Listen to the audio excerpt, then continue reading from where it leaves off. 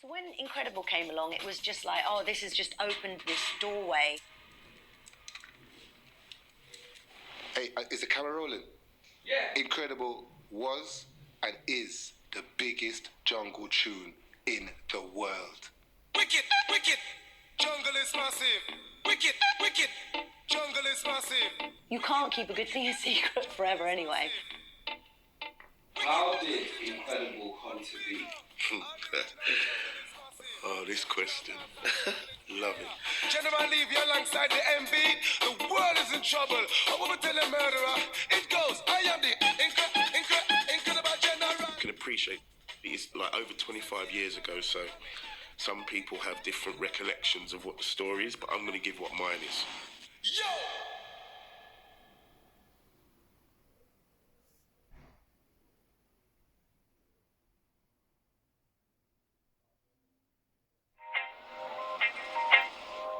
I was in it for the love of the music. I wasn't really in it for the glory. I mean, even this is my first ever interview. I was dating a girl at the time from over East London, Michelle, and she was into jungle a lot. And she was taking me to a few jungle raves. So I was like, you know, I was still quite resistant because I was a hardcore reggae dancehall man. My dad, who was my business partner for the record label Rank Records, he had an idea to put live vocals on jungle because nobody was really doing that.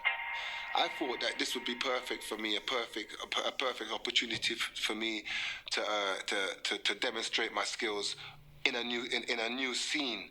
I did a previous album called Wicked General, and Incredible was on that album. So Incredible was already written. He came to studio and I was totally not prepared. So I thought, you know what? Let me just grab a backing track, which was Style. Sweet girl style, a nice girl patana. So if you listen to that track, Style, yeah, go and have a listen. That is the backing track for Incredible, and I just thought that will do. I told Levy to just spit on this. I was able to be more commanding Wicked, wicked, with my voice on a jungle track, which I liked. wicked, jungle is massive. When you hear Wicked, wicked, jungle is massive. I sat there for about a week chopping up his vocal and put it all together. Massive. The original dancehall jungle is there. And that's not taking anything away from what he done, because what he done was amazing. Trouble. I want to tell a murderer. I'm saying I am the incredible general. Sensation. It's like a battling song. Incredible general. Then he goes off into the verse. Yo, mad the whole of them and spin them like a windmill. That means mad all the contenders, all the haters, everybody's against you. You mad the whole of them and spin them like a windmill. New talk for them, go tell them how we got the skill. New talk for them, go tell them how we got the skill. We got a new talk again. New talk, new tune again, because we got the skill. Dance can't be nice unless my name's on the bill.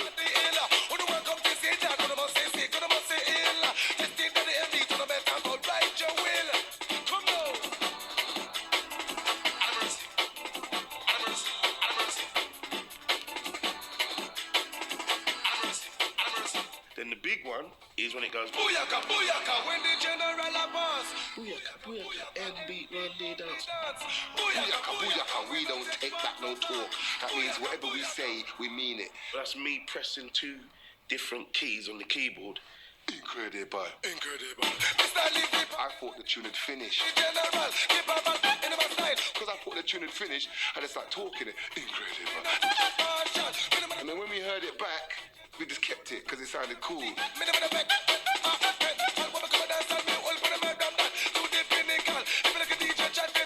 So that's a bad man tune, fam. Alright? It's a bad man tune. Alright? To be honest, I just thought it was just another day at the office, to be honest.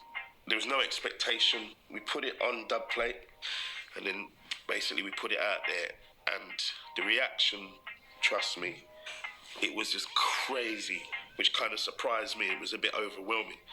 Amount of excitement that song caused, we knew it was a hit.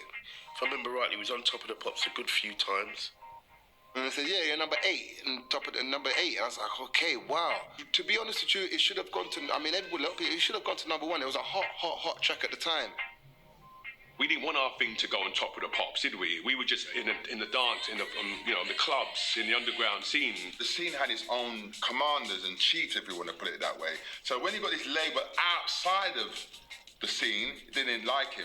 God blame yourself, Jenny Levy, because when they interviewed Jenny Levy, he turned around and said, I invented jungle.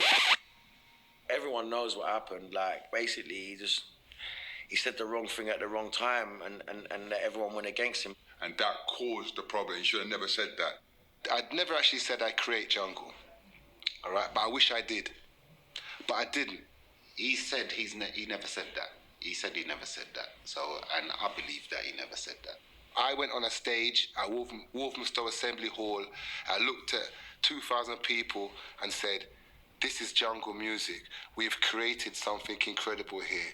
We should be so proud. Jamaica's have got reggae, America's got hip hop, and the English have jungle. We have created something great here. Now, that journalist from The Face magazine took my quote out of context, put it in a magazine where people can read, and it says, I created jungle. Where I wasn't saying that. I was saying us as a people. I didn't really get involved. I know that Levy got the brunt of that. I was humiliated.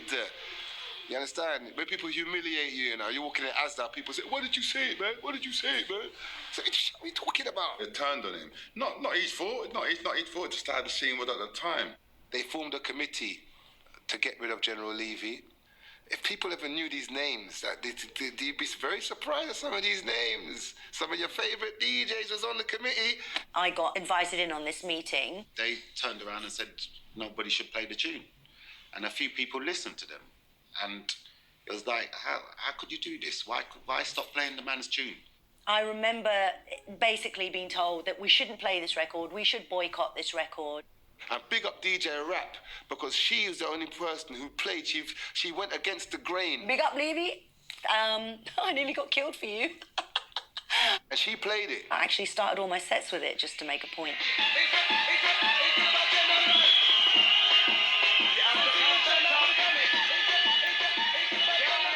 My view was, you can't tell me, if we're in this free-roaming, anarchy-free society, hold on a minute, we're suddenly being told what to play. Like, it's like, am I in a totalitarian state?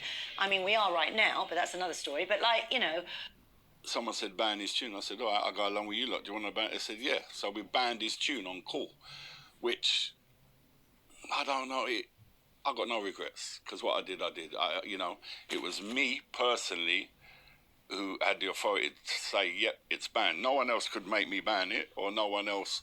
They said they wanted it, and I said yes. So if I didn't want it banned, it wouldn't be banned. So it's down to me, and I told it, he's straight, that's me. I did that. We were alienated within the scene, where people wouldn't work on the same bill as us. If we were on the bill, this big DJ wasn't coming. They teamed together, clicked together, that we don't get no bookings, we don't get nothing, we don't get any support. How much copies did you sell in that time? Well, this is the big question. That's something I don't know. I know it sold a lot. Unfortunately, I was never accounted to. You sold not a penny? Not a penny, no.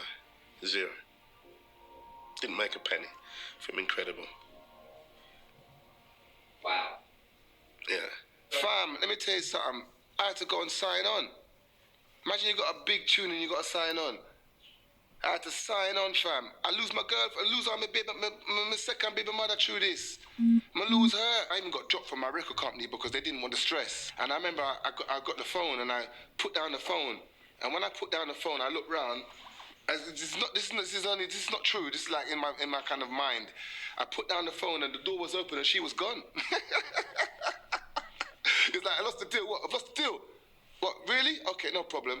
Yo, babe. The door was open and she was gone. I was going through a real bad time at that time, to be honest with you. I was in a very bad space. My father, we had a disagreement. Obviously, it came to a head. I was kicked out of the family home, basically. And that's how I became homeless. Couldn't get recording deals for ages. I couldn't. I never got a recording deal again, really. I couldn't, and it just stopped a lot of stuff. I couldn't even get arrested in Harsden. People wouldn't even say hello to me in Harsden. I mean, I couldn't even get a bird at a club them time. I wasn't cool, you know. You know what I'm saying? I wasn't. What? He's a waste man. It was hard because I wasn't bulletproof, and yeah, I got. Phone calls started happening at night. We're coming to get you. You're going to get cut. You're going to get this. You're going to get that. And that went on for about a month. And then I was just like, I'll just come round and fucking do it. But there were moments it got a bit scary. I was in the wilderness. I was on this blacklist, yeah, not getting no work, blah, blah, blah. And then one day I did this track with Sticky called Pull Up. And then we had to go to 1Xtra to go and do an interview. So while I'm in the foyer in 1Xtra, I see all these guys walking past, Dizzy Rascal, Fecky, all these guys walking past who I see online. I'm like, wow, the Grime Youths, them, what they're doing up here. A lady came out, a lovely lady with a little board, and she said, oh, you wanted in that room, Mr. Levy? I said, what, in that room with all the mans, them? She said, yeah, you wanted in that room. I was like, wow, all right then. And then boom, I just stepped to the mic and then just went into automatic. And then the rest is history. This song, 20 years. We did this tune 20 years ago, seen? It was a really good session with these kids, man. It was good because they acknowledged me, because they became 14 years old again. And that showed that I did have an impact in this country.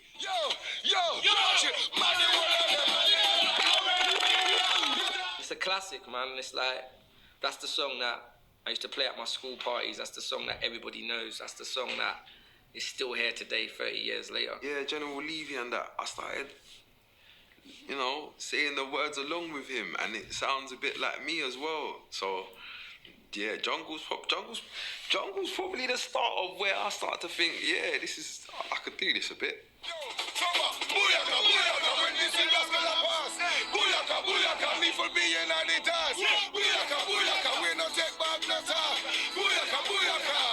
I'll tell you what, I said to General Levy personally, we was wrong. And I can hold my hands up and say that now. Bless General Levy, he's smashing it, he's all around the world doing his tune, and he's a lovely brother, and he carries the music forward for us.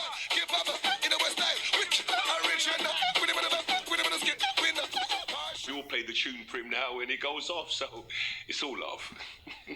I never get tired of it. I'm very much over it. That was then, this is now. I'm certainly not trying to relive that or interested in reliving that. It's good to document this, but that was then and now this is now. All I can say is that everything happened for a reason, and it's like having a baby. There's a lot of pain to make something beautiful. That's everyone. Jerry Levy.